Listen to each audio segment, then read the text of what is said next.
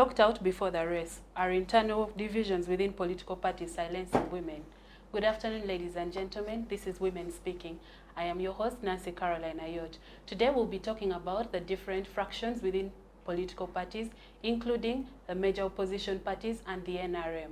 In studio with me today, I have a panel of distinguished guests to deliberate on this issue, and I'll start introducing them from my immediate left, going outwards. We have Honorable Miria Matembe. She's a senior citizen and a child of God. She's our show favorite for today and a regular. Welcome to the show, Honorable. Thank you very much. Actually, when I come here, I don't know what I deeply think. Like today, I think I'm sitting here with my granddaughter. So maybe I'm here to learn about how they perceive this world.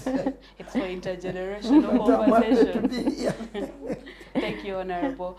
And right next to her is Hilary Asimwe. Hilary Asimwe is a youth leader, and she is the former Secretary on Women's Affairs from the Uganda Students Association, National Students Association. Welcome, Hilary. Thank you, Nancy, for having me. I'm so blessed to be part of this great panel. Yes, thank you so much. And also, for the first time on the show, we have Naula Shamz. She's an aspirant for the Woman MP seat in Busia District. Welcome to the show, Honorable. Thank you so much. Yeah. Honorable? Yes, we are manifesting. Oh, these the days I see them honorable MP, honorable. They Yes, we wear that shoe to fit it in. That's very wrong. Senior child of God. We are speaking in faith. We are speaking in I faith. don't like the whole idea outside there of people calling honorable MP, honorable MP. You are not yet. You are perspiring, Aspiring. sweating, perspiring. For it. Thank you. Welcome to the show. Thank you so much. We also have Esther Nakitende. She's a legal officer at the Women's Pro Bono Initiative. Thank you so much. Thank you to Nancy for having me today, and I cannot wait to share a good conversation. We'll have another panelist coming in later on to the show, Winfred Mugambwa. She's also a human rights defender and a regular at this show. But for now, we'll dive straight into the conversations. And I would like to begin with you, Esther. We know that the High Court recently, ruled, made an injunction against the UPC party president, Honorable Jimmy Akena. And I would like you to delve into the legal issues and what actually took place in that, as opposed to what he did at the delegates conference, because we know he held a delegates conference without due process. Can you help us understand that? Yes, thank you so much, Nancy, for that very important question, and for the viewers for always tuning in to have us share a bit of what we know here and there. So on the 25th of July, that was Friday last week, Justice Joyce Kavuma issued an interim order.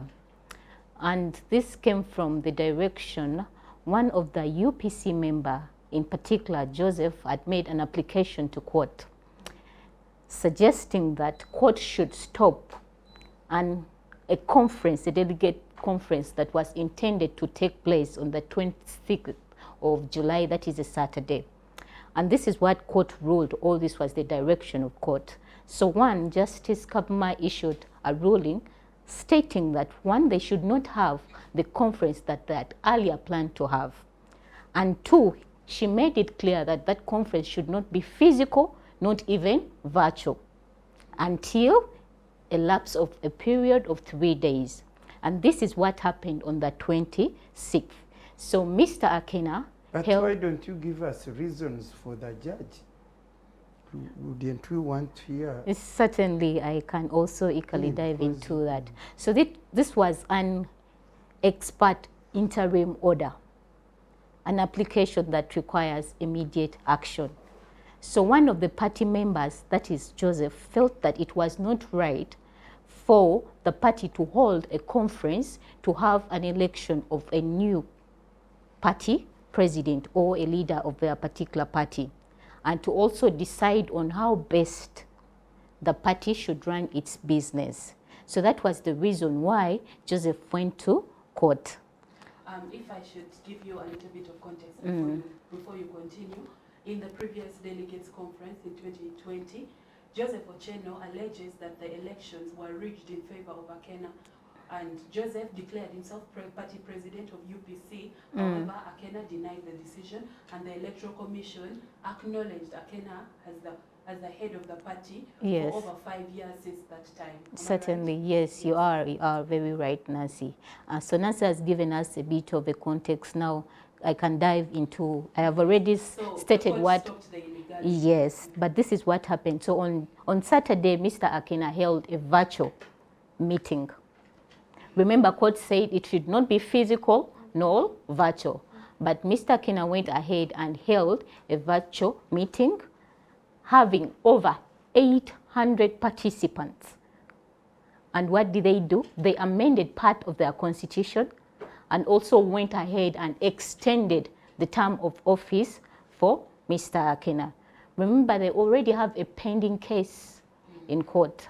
So that is ideally what happened. The legal issues in that is, first, it represents that if a political party cannot respect the democracy system internally, then what does it speak of it in the public eye of us, the people that seek maybe to join a particular political party? And it also speaks to the disorganization that is so much in different political parties today. Because if the two gentlemen cannot have a genuine conversation on how best they can run their political party, then how can we, the citizens of this country, trust them as a party to lead us? So legal issue number one is that Mr. Akena defied the court's order, went ahead and held the delegates' conference, bearing in mind that there is an order that is saying you should not do that. So those are some of the legal issues. That is contempt of court, ideally. Yes, thank you so much. And just to pick your thoughts really quickly, because as a lawyer myself, I understand that Mr. Akena not only sat on the chair as UPC president, if we are ideally saying that he did not win the 2021 election as alleged, he sat as president for over 5 years. Yes. And after that time, he was still recognized by the Electoral Commission. He represented the UPC. So why now? Why now? Is it because the elections? Certainly, we have to read the dynamics in which things happen, because you also know that we are going to have elections in 2026. So I think he thinks and feels this is the time to present such chaos. One, it could be a strategy to bring some attention to the party and to him as an individual as we look forward to having the 2026 elections. Honorable Akena also said that as a person, as an individual, he has made sure that his party has MPs and representatives in parliament, and ideally he deserves a third term against the former constitution of the UPC or the amended constitution, because they amended it during the delegates conference. He said as a president he deserves another term because nobody else, nobody, not Olara Otunu, the former contestant against him, or Joseph Ocheno, the precurrent contender right now, was able to do the things that he was able to do. Does that even stand? Does that stand as a legal issue, or does that hold weight against a court order? No, it does not. A court order is one that is strict and requires to be followed strictly. So that cannot be a reason for him to go against what was ordered by court. If he felt that it was not proper, the best decision he would have taken is to go again to court and seek a remedy. Can I, because we are educating the public. Yes, please. You know, I am a lawyer, but I have never practiced law. Yes. I'm a lawyer for advocacy, you know, that's what I do, fighting for just fairness and so on. But when we come into the real, you know, implementation and arguments within the law, what I want to be educated on, maybe the public listening to us.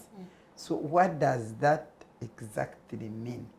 If the court says don't hold a delegates conference and you go and hold it, yes, and members come and they elect you, and now what does that mean? Because here are members who are electing their president, and you as the court, You are not said the one to elect the president, Yes.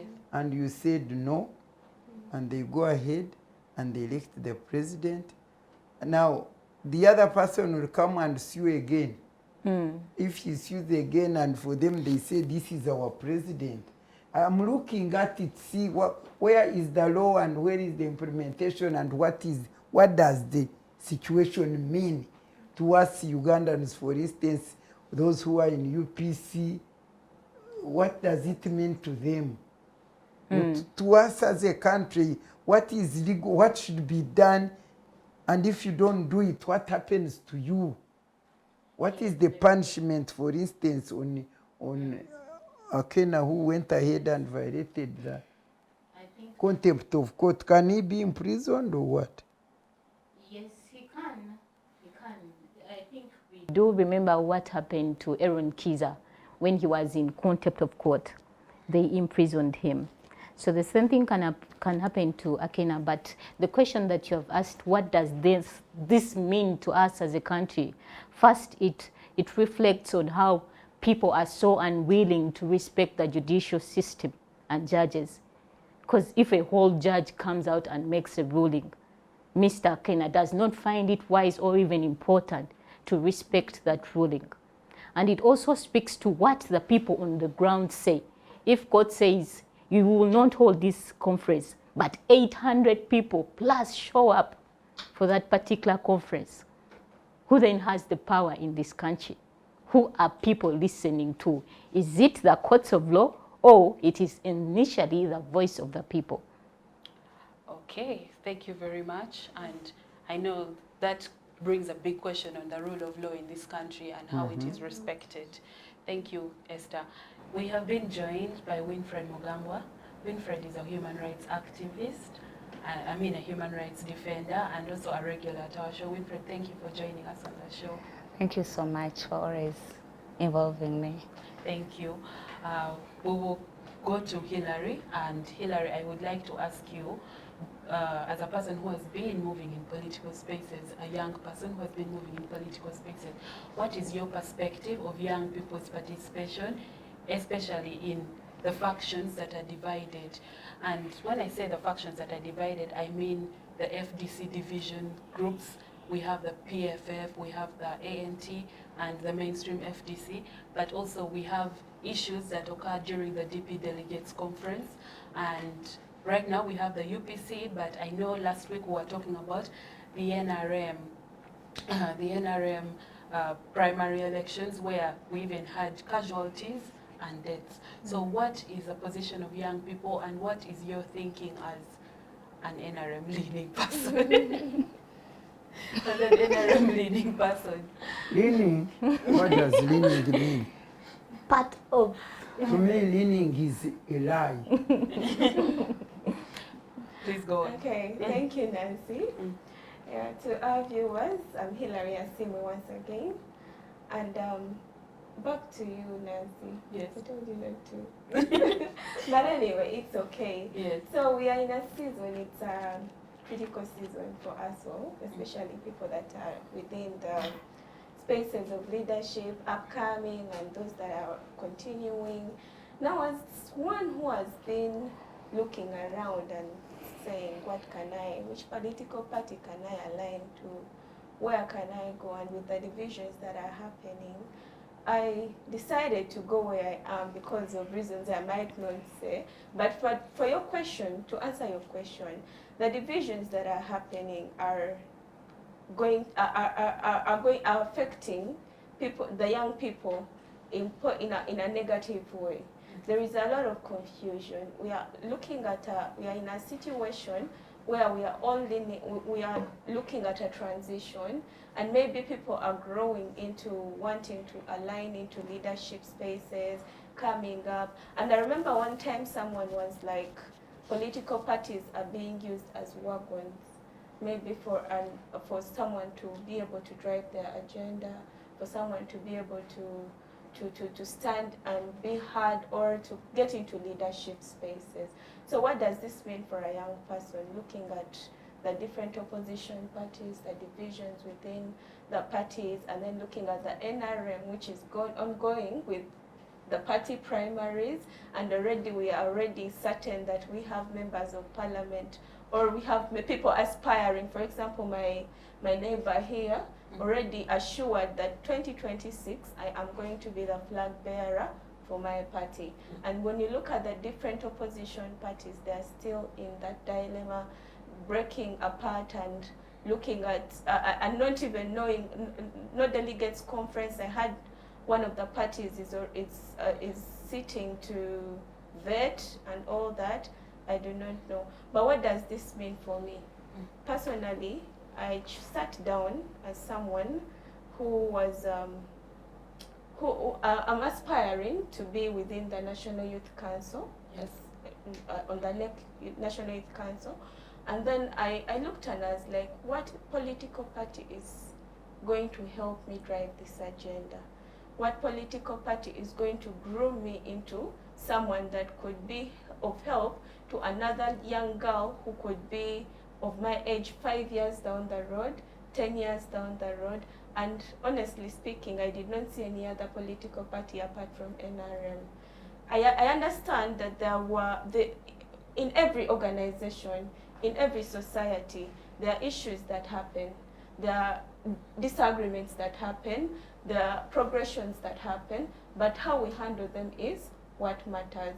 So when you look at what our dear sister here was explaining about, you know, someone coming up and holding a conference illegally and all that, and then we are having 800 people lining up behind him and going against a court order, it speaks so much to what the people are looking at. It speaks so much to people do not care what is going on and what they want as human beings. But to me, it speaks confusion, because now how do I align myself to such a party? And these are so many other young people out there. They will look at that confusion and they will see that this is not taking me anywhere. In the break, I think Honorable was talking about UPC having only the husband and the wife. I don't know. I was wondering. I don't know how many. It was a members question. It was a question. Okay, I also do not know the members of UPC. Unfortunately, we do not have one here to represent the party. But it speaks so much to why is it that people are not aligning to that party. And yet it used to be one of those vigorous parties when you look back in at the beginning of the political parties. So to summarize, yes. when in line with young women and young leaders that are coming up, it is speaking so much confusion when you look at the divisions that are happening. When you look at FDC dividing into 3, I mean, that is so much confusion in a period where we should be saying FDC is presenting this person as their president, or UPC is presenting this person as their president to represent the party, but they are doing a lot of division. So it causes so much confusion and speaks confusion to us young people who are looking for where to go, and to the young women that are coming in that are usually sidelined in this when it comes to making such big decisions within political parties. Speaking of sidelining young women, I would like you to tell me, there are very many young people in NRM. We can all admit that, because a lot of young people are aspiring for these positions. As a person who is in certain youth groups, I see many of them aspiring for different positions down to the grassroots level. And now we are no longer asking about what is attracting people to NRM. However, I am going to ask about a leveled playing field. As a young woman, do you believe you will get a leveled playing field in the party that you're joining? Or, I know we have already spoken about the confusion in other political parties, and we know... You mean there's no confusion in hers? I'm bringing the confusion. She didn't see all this? No, she... So as a person... 381 many people are petitioning the elections of NRM. Even the president himself, if the confusion wasn't there, why would even the president put there please what? Allow me. Let's We have order in the room. So We I are want... raising education. So what I am trying to ask is that, do you expect a level playing field? Because from your primaries, many people said that there are candidates who are already pre-decided. for the positions that they wanted, that many people were, that they opened up to many people. They said a lot of people talked about intimidation, and others got injuries. Therefore, is this something that you actually trust in as a young person getting into the political field? Are you not worried for your safety? That is what I'm asking, because we are worried for you. No, you don't have to be worried for me. I believe that I can take care of myself, and I know how to be to look for protection when needed. But back to your question, when you look at the question of safety is something else. But let me come back to families. When you look into your family, when you look into different families that you come from, how many of you sit at a table and agree on one thing, or agree on, or I believe, for me personally, I've seen families whereby they do actually love each other, but when they sit at a table to disagree, you will think that the next minute someone is going to hold a panga and hit someone, but it does not happen. The next minute they are enjoying a meal together. So disputes do happen in different families. And when you look at the question of intimidation and all that, and maybe the 321 that are petitioning, 81 rather that are petitioning, well, it's quite sad and unfortunate, especially in an election where people were lining up behind their favorite candidate. And unfortunately, my question would actually not be to the EC or the people that were conducting, it would be to the people that were lining up behind. Because I saw people within my party, yes, that were lining up and going back. After being counted, they go back behind. So whom are we to blame here? Is it the people or the EC? Because I do not know that one. You'll help me answer. So when it comes to the question of safety, I am safe. I believe I chose the right party. And you saw them going to revote again. That comes to the question of the voters. Those are the voters and not the people that attended the party. Their part. I'm talking You're about protected. an experiment. I'm talking about an experience rather that I saw myself. So for me, I do not actually blame the people that conducted the EC, but those that go back. But some were pulled out. Those that we saw, we pulled them out and were like, no, you've been counted already. So please. So for those that are petitioning, we wish you well and we hope that you can be successful, and it shall be. And to the chairman, I think he came out to condemn whatever issues that were going on, and we hope that those are family issues that shall be settled. So you don't have to worry about that. Thank you so You much. are okay with NRM if it's doing very well. And Honorable, she's protected. She's protected. Nancy, She is I'm protected. liking in line with She other gave parties. she gave her view. Ladies, she is protected. She's And I protected. looked through other parties and I saw that NRM Yes. was the best for me to join, and it would groom me into someone. And maybe I will learn one or two things that I will be able to help a young girl 5 years down the road to be able to be in a better place than I am, or even grow Okay. together. Thank you very much. You want to make Just a little return? comment. I just want her to ponder about something very little. To ponder, not Yes. to You answer. can't. Yeah, just The to thing ponder. is, we can't tell someone to ponder about her decision. Okay. She has been very, very clear. Certainly. Okay, love your confidence. Let me just, And also let to me answer just your make a question small again, comment. about was it the leveling in Leveled playing the field. leveled play field? I feel like it's actually there. We have so many areas.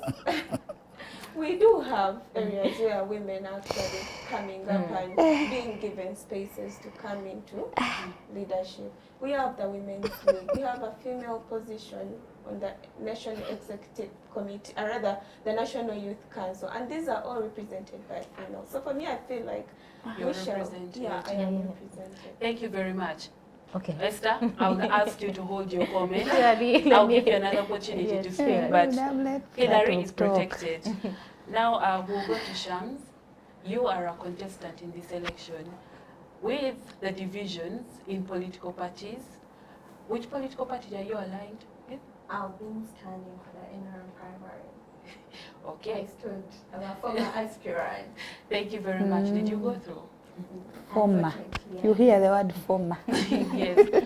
Thank you. Not to now, I win. would like to ask you, what is it that you trust in this political season, considering all the tension that is brewing? You must understand that we're talking about transition. You must understand that we're also talking about the violence that is in elections.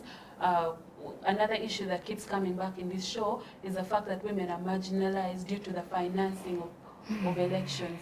And as a woman coming on the woman's seat, what is it that you trust about this process? Do you believe that the EC will be able to deliver free and fair elections, or do you think that the vehicles for political participation are enough to guarantee credible elections in this country? Thank you so much, Nancy. Once again, Naula Shamz, Somesa. Yeah, that has been my campaign slogan. Okay. That has been driving my campaign. I'm a professional teacher. Sorry? Are we taking it on so that we start also calling you like that? Musomesa? Yeah, my Musomesa slogan is not going to back down because we've not gotten where we want to be. Yeah, so the struggle still continues. Okay. I contested. Right now, I'm a former woman MP aspirant on the NRM ticket. Yes, that has been concluded recently, and we've seen whatever has been going on. Oh, she won. I said I'm a former aspirant. What is former? It's not clear. Okay. You could be former when you won. She was contesting in primaries Yes. with NRM ticket. Yes. So I was vying for the NRM NRM ticket ticket. that Yes. I did not Get. She pursue, didn't get. unfortunately. What does pursue mean? Please be clear. She did not She get did the not get NRM, the NRM ticket. She contested, she didn't win. Yes. Say it clearly when you are Shometa. I Because if she say contested- former, you I confuse contested people. for woman member of parliament And you lost. Miria district on the NRM ticket, and I lost it. Very good. lost That's that. how it should be said. Okay, go on. Thank you. So you are talking about the political party Division. divisions, yes. Personally, as a young person who has grown up into leadership, I happened to come up for Busia politics, not because I'm just excited I need to participate, but because I had something I was vying for. I've been at my career into leadership, and we've had different political parties. Yes. Personally, at my career as in the NUP. Okay. Yes, but when it comes to the outside world, I had to sit down and weigh my ambitions, which political party will lead me to my desired goal. Yes. I sat down, looked at both parties, looking at the NRM core principles, what NRM stands for. I thought this was the rightful place for me. So I took up a decision. I'm like, no, I'm coming to stand in Busia district, but on the NRM side. Personally, I feel supporting the government in power can help us get the service delivery to our people with ease. Yes, so this brings us to the current concluded NRM primaries. We've been on ground, we've worked with our people, hoping that we would make it.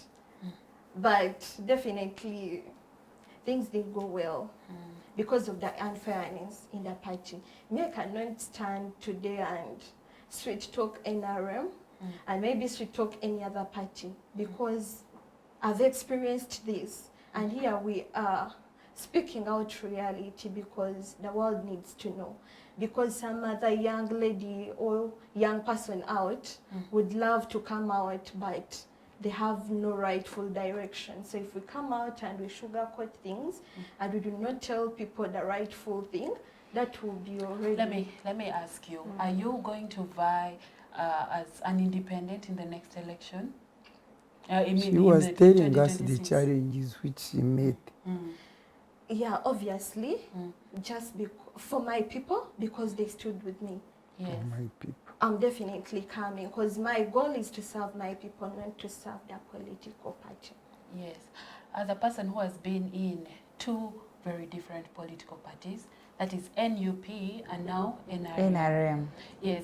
What is it? How can you contrast the two, and not in terms of their ability to deliver services to people, because we know only the people in power are able to deliver services because that is their role, that the government in power. However, in terms of internal democracy, which one is it that you trust, the NRM or the NUP? That's a question. No, the fact that I shifted to NUP into NRM, I had confidence in NRM. You had confidence? I had confidence. That's why I've used the past tense. I had confidence in it. But right now, whatever takes place in NRM, it's like people have forgotten the NRM core principles. They are totally deviating from what NRM stands for. Because the whole NRM primaries have been made a marketplace. They're actually not looking at people's abilities and capabilities. They're looking at someone's pocket. And when it comes to the women, I feel women are totally left out. Because as we know, the Uganda's economy, women do not have money as such. Women do not own, I'm going to refer to my setting in Busia. Women in Kampala may be well off, but I'm talking about Busia district, where someone does not even own a land title, where someone has no possession, you get. So you reach a point, someone has totally mobilized the ground, and people believe in them. They have preached that good message. Personally, I'm a Musomesa.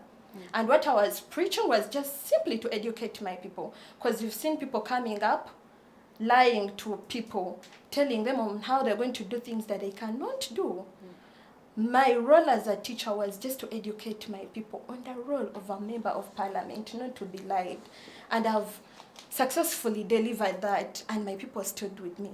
But to make matters worse, you will obviously see your support on ground, but you require a bag of money to claim your support. So let me play devil's advocate, all right? Because the work at Center for Constitutional Governance, and just like Civic Space TV, the same work that Honorable Miria Matembe does is educate people. So I am going to ask, why did you feel like you needed a political position to educate people? Personally, as a Musomesa, of course, I've been into the education field. Yes. I've been educating.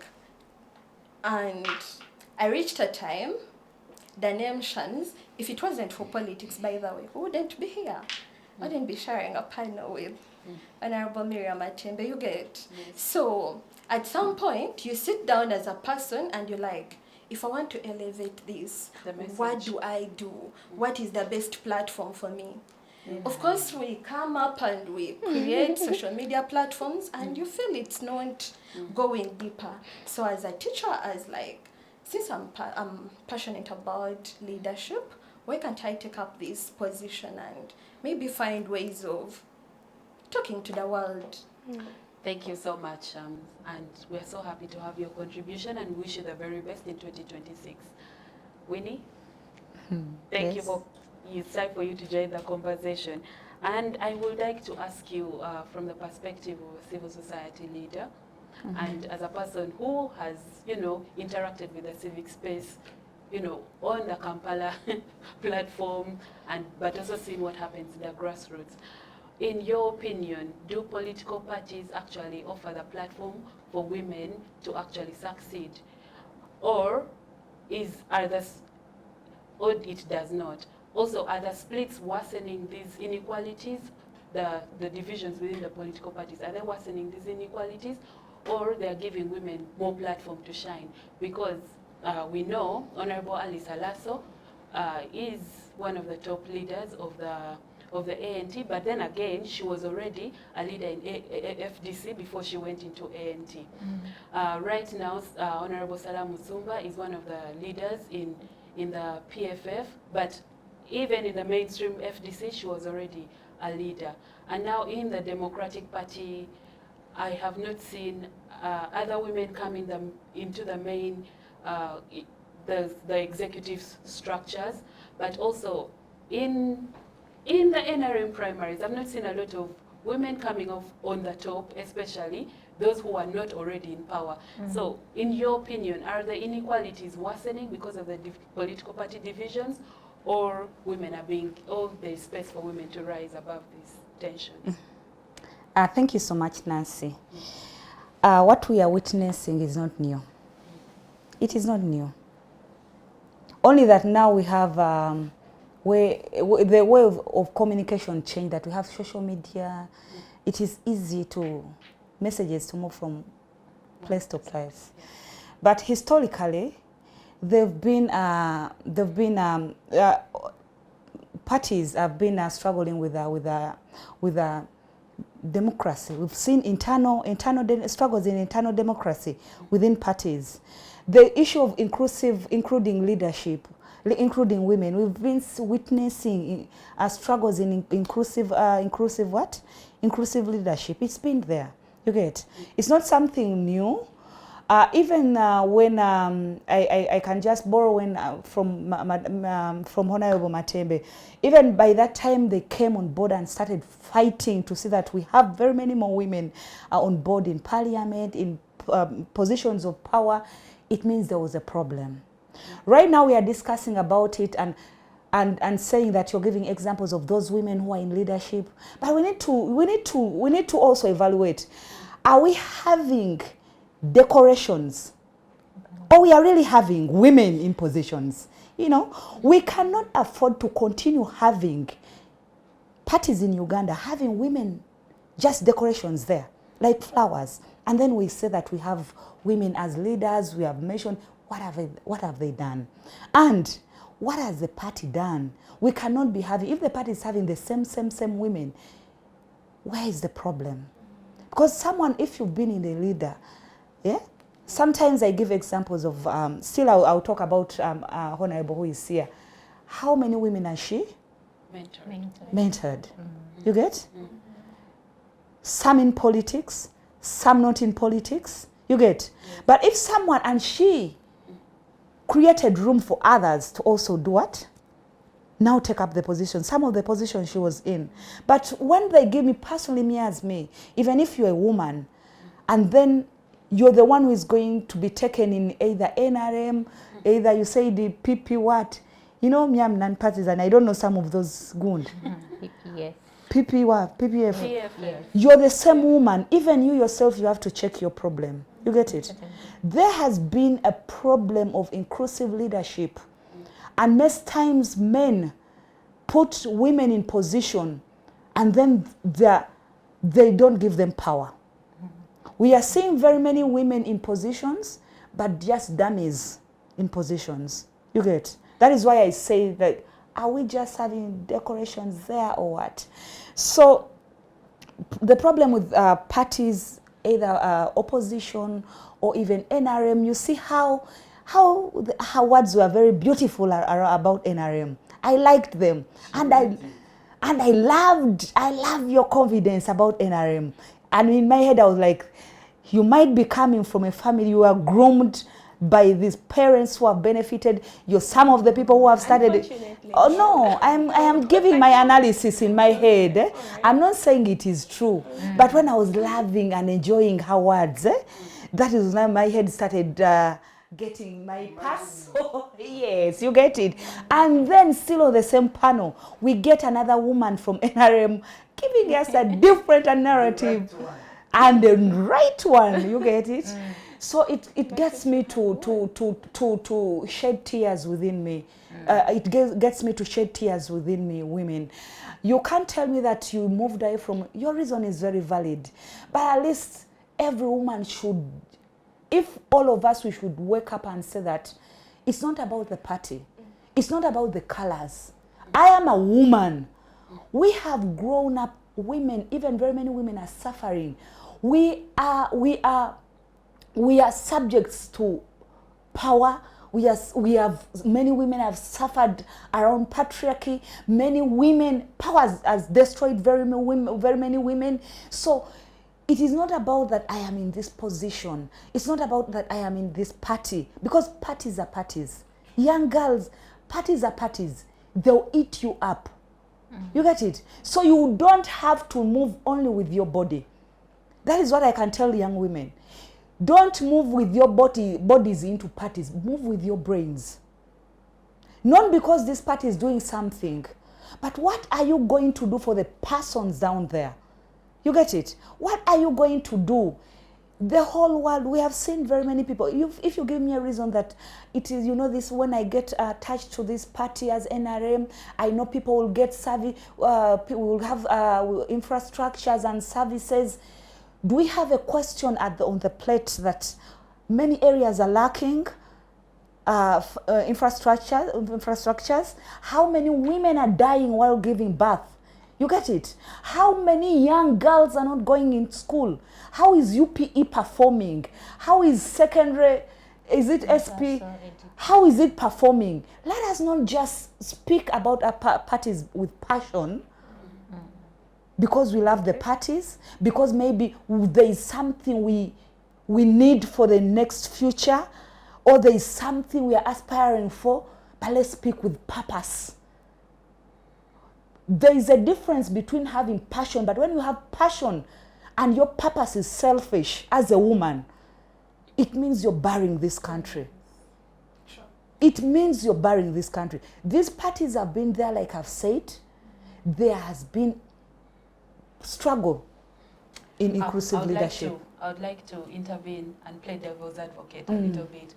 So most people from many parts of this country say that they needed to be in the ruling party in order to deliver services for their people. Because we know that the top leaders of NRM have come out and said sometimes that you didn't vote right, therefore your people will not receive the services that they want. So do you still believe that is a selfish reason? Yes. Do you know, let me tell you, we have mental problems. So in fact, such a person who makes such a statement has a mental problem. You can't tell me that I have decided to join NRM so that I can deliver. What exactly are you telling us you're going to deliver? Why do you even... Can I come in that? Because that has been a very, very big... It's a real issue. Point to me, and I really cry out for Uganda, that we have a president who should know what elections mean and what you are elected for. Who should know that in liberal democracy, where you have multi-party, who should know that people have different views, that people you are seeking election positions from are not one view, are not one individual, and they are entitled to think, to live, and love differently, okay? But you go and offer yourself as a candidate to be the president and lead the nation. A president who can't know that once you are elected into a position of authority, like the president, you are supposed to serve everybody. You are supposed to serve everybody. And in fact, why it hurts me so much, when I hear him, a whole president, with intellectual fighter, fighting for people and that kind of thing, Sabarwan. Eh? Who can't know that once a country holds elections and you have won, you are supposed to serve everybody? Because even in the area where you even lose, some people have voted for you. Where you lose, some people have voted for you. Therefore, you cannot stand up, and he keeps saying it, and I feel so bad. I say, what sort of a leader is this? Who cannot know that in elections, once you are elected, there are two sides, there are other sides. People either elect you and others don't elect you. But the moment you win, you are now the president of Uganda. You are not the president of those who elected you and not those who did not elect you. And that's what hurts me. When I talk about this president, people say this woman. But this one, Ayeta Msomesa, Nange Nsomesa, I want to teach the public that the moment you elect, for instance, a member of parliament, whether you elected, whether that area she lost elections in a certain village or where, when she's delivering, he's supposed to deliver everybody.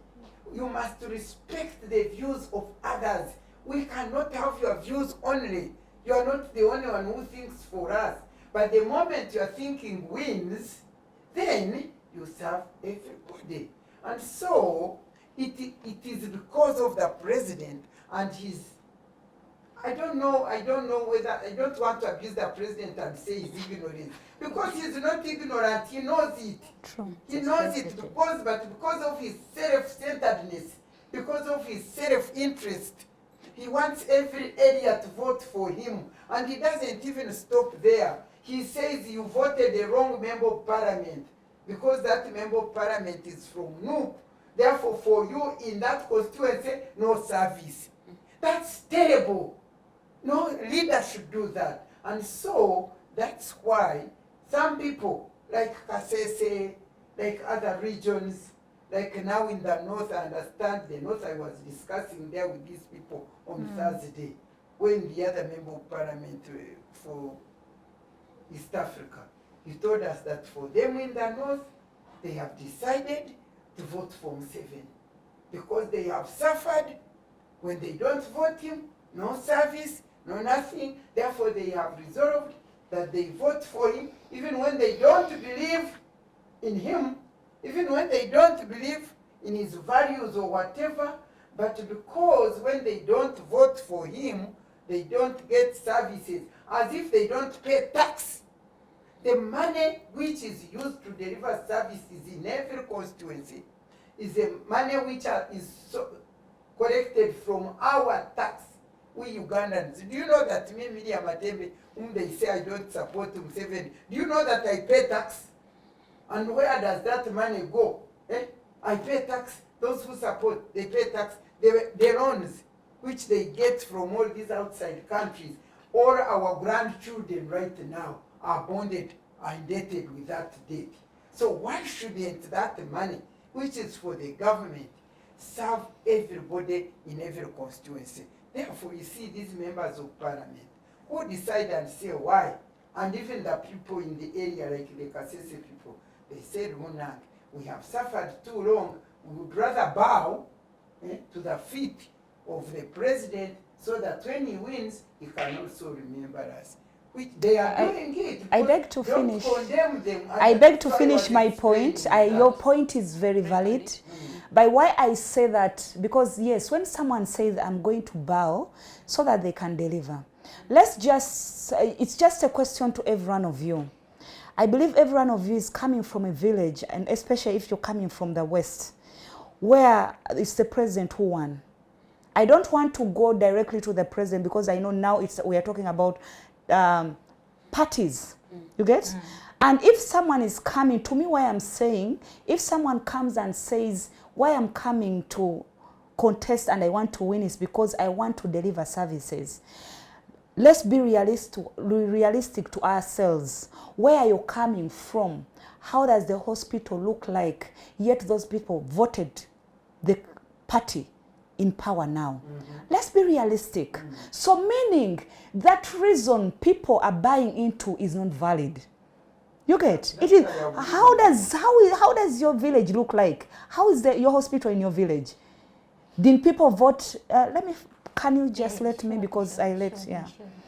How does you just go? Don't talk about just near.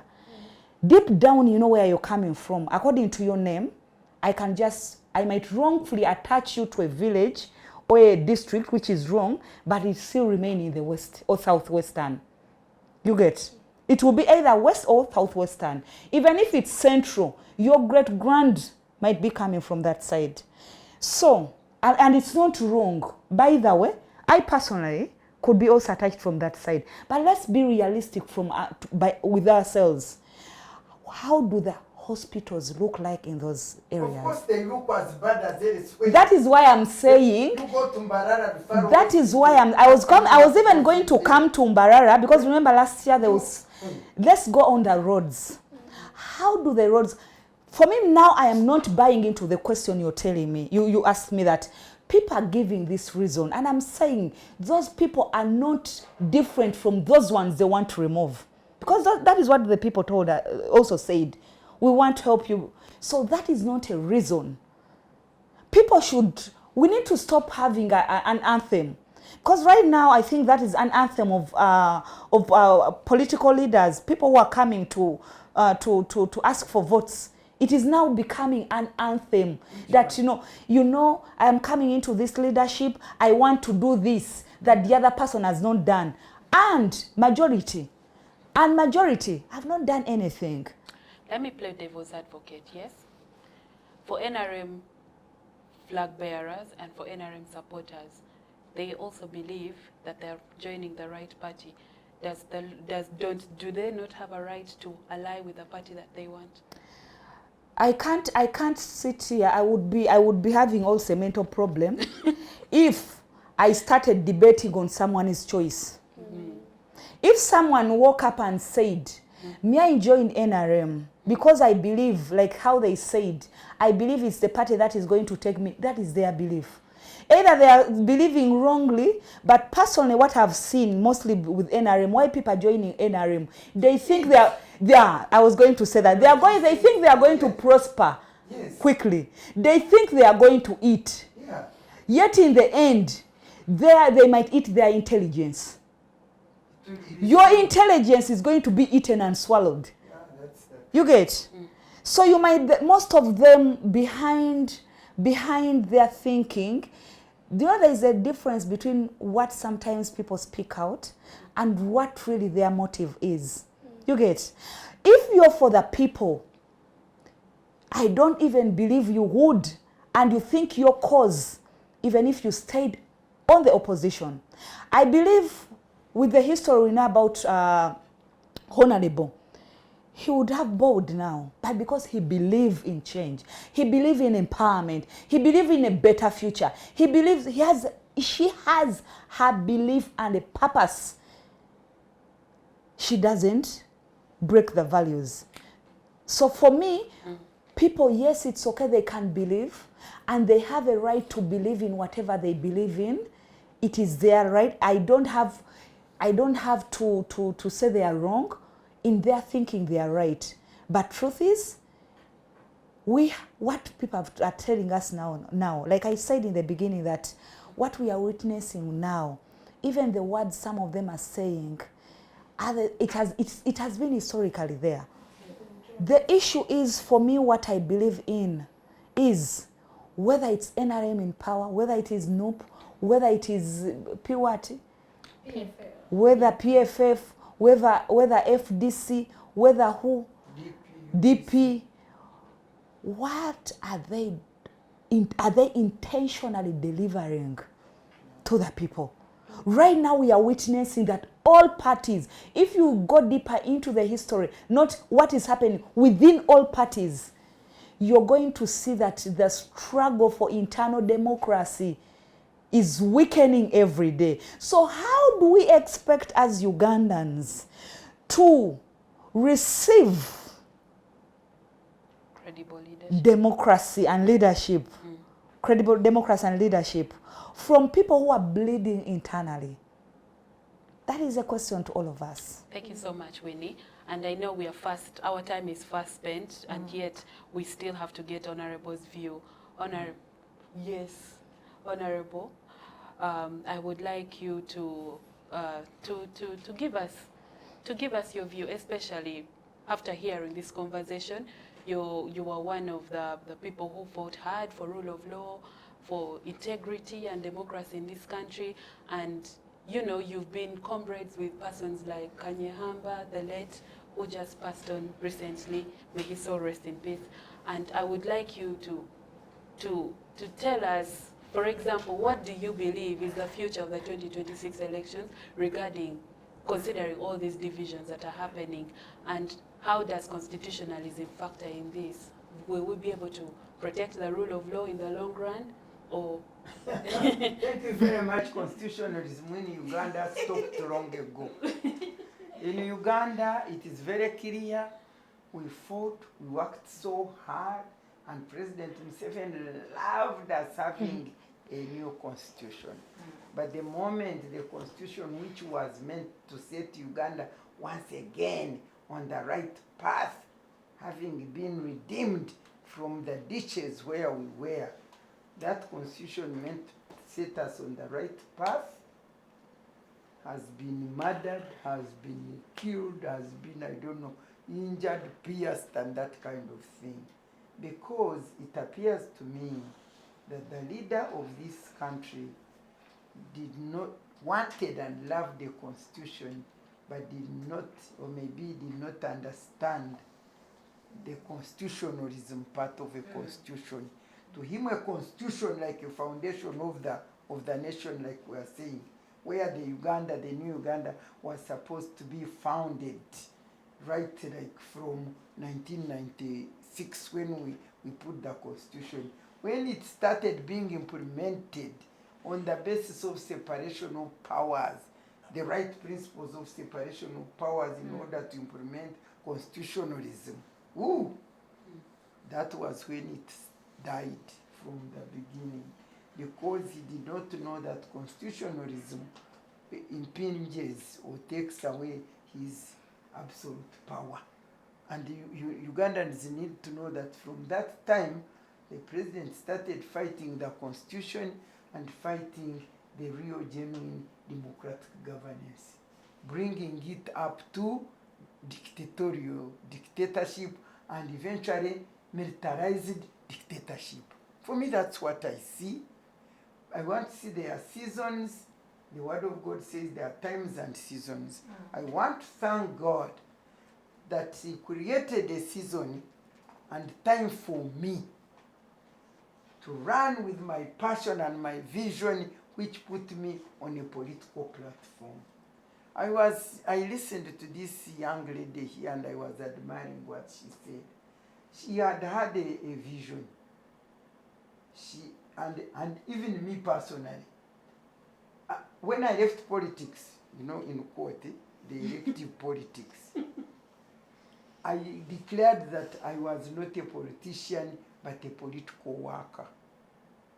Because by the time I left politics, that's when I understood what a politician means. Because for me, I went to politics as a platform, because it gives you a platform to pursue. If I didn't get a political platform to run with the whole question of gender equality and women's empowerment, women will not be where they are. I don't want to credit myself alone. I credit all the women I worked with. But that is the first time when I went on the political platform, public there. That's when now a woman was being talked about, women were talking, women became part of people in this country. But where did it come? On the political platform.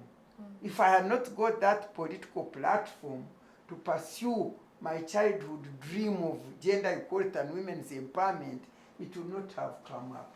Therefore, if these young ladies have a passion like I did, and they want to, spread and run with this passion and for the service of the people, the political platform is really the real platform where they can excel. Of course, I started with the NGOs, but also these NGOs, if the political environment had not changed to become conducive to their work, I wouldn't have managed. So now, that's why I said seasons and times. I thank God that my seasons were and my times were, and constitutionalism, although we had not made a new constitution, but the rule of law was working and things were working. But the moment the constitution came, and it sort of interfered with the president's superpower, which he wants, then he started fighting the constitutionalism, and in the end, that's why you find that all the institutions, the three organs of the state, are captured by the president and the military.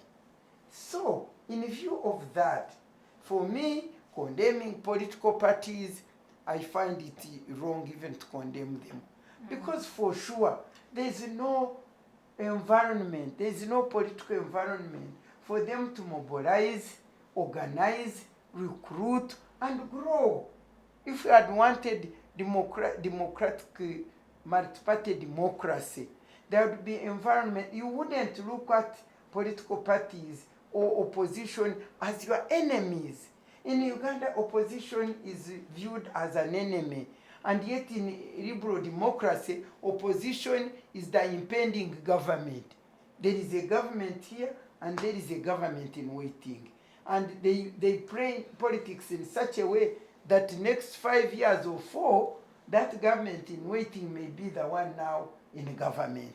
And so people don't fight, people don't quarrel, people don't do all this. Now, that is now government. Now, when it comes to individuals, the political environment right now, they generally, this is general, I shouldn't blame other people, condemn. The environment that has been created, leadership in Uganda, especially the political leadership, is not about leadership, it's about self. Because leadership generally is about others. You go into a position of leadership to lead others to a certain goal which you want to secure for all of you as people. But right now, the leaders, that's why you see them going as a matter of life and death. That's why I saw a woman in the cover, oh, she's crying, weeping because she lost. She's been there 2 terms, 10 years. And now because you have lost, you are weeping and crying. What is this? Whereby you have nothing to show on ground. They have turned leadership as a matter of life and death because it is not about service, it is about self-aggrandizement. It's about getting power for yourself, to make wealth, to become powerful and make wealth. And so, for me, I've talked here again and again, you keep calling me. And me, I come because God gave me my mouth to serve. Until he calls me home, I'll continue using it.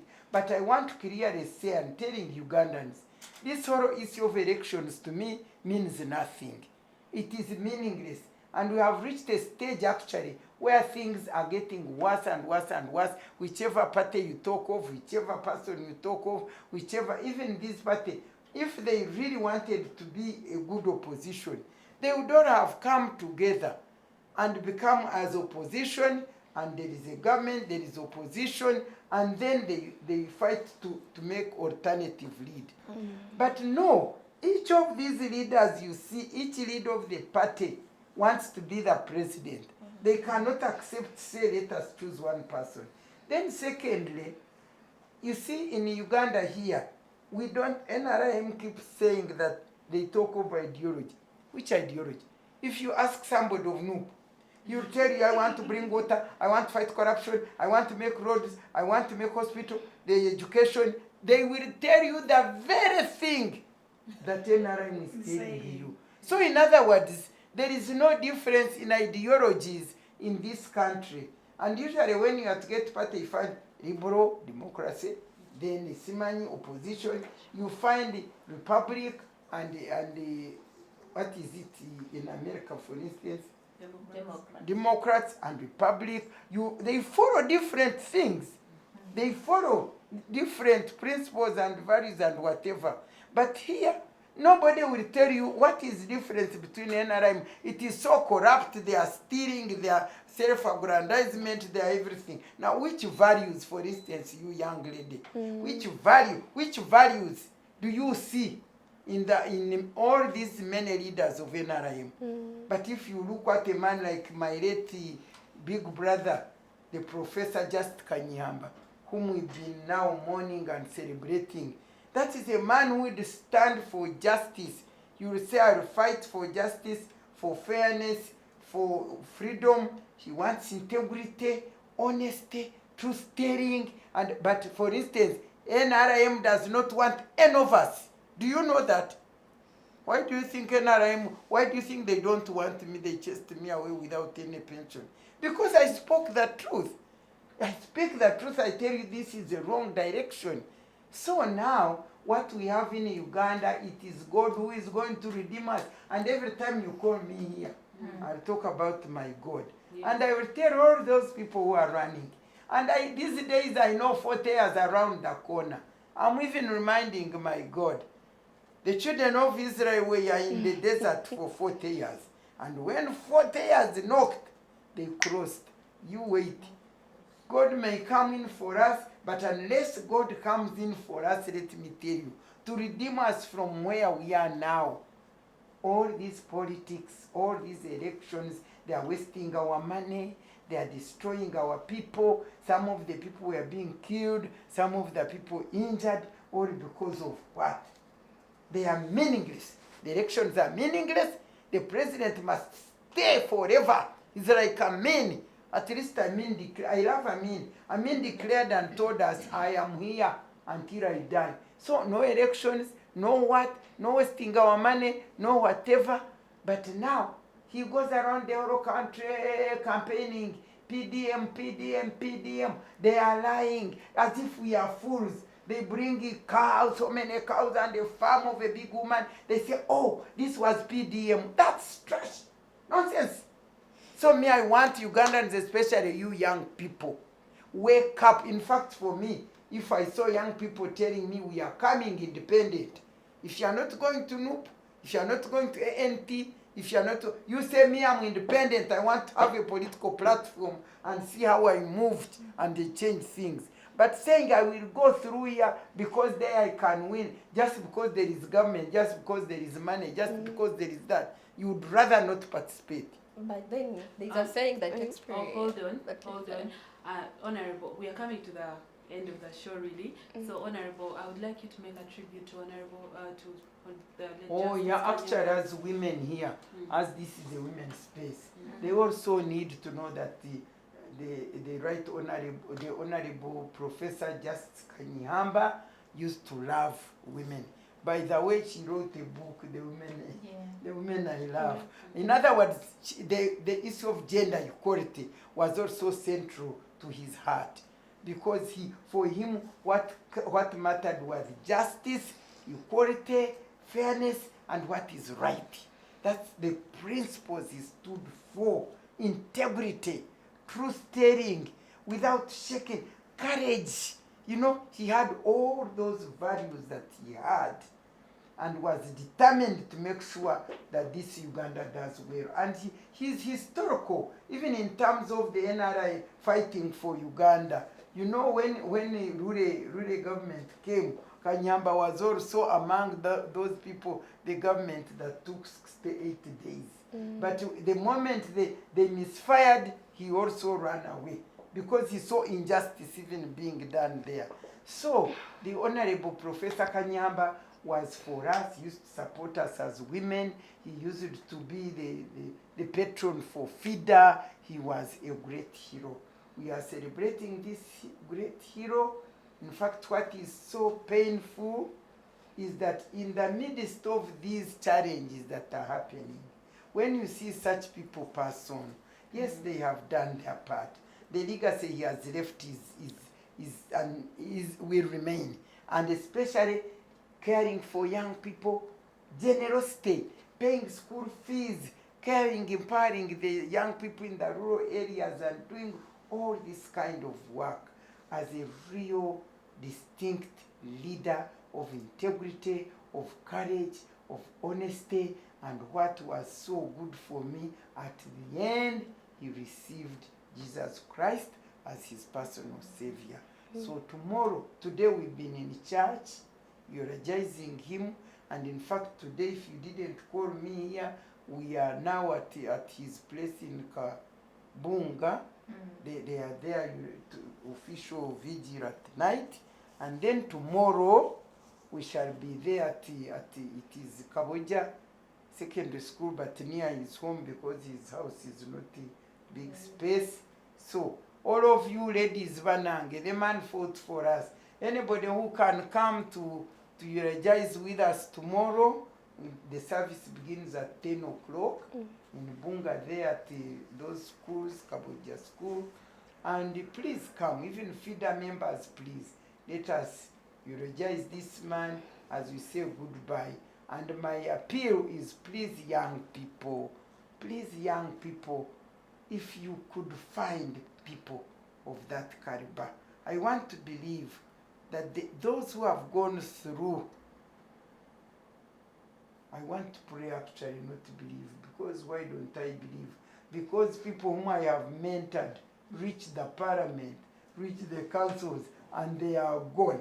They call them Matembe and they tell me, they call me Matembe, then I say, but where are the principles and values of Matembe? Why don't you follow them? I want to pray to God that for sure the values and principles that young people Kanyihamba has mentored may stick there, so that we are not hopeless or helpless, that when God comes in for us around the corner, we shall find such young people like us. You people, I wish you saw us in the 6th Parliament. I wish you saw us in the 7th Parliament, in the NRC, real people committed to serve this nation.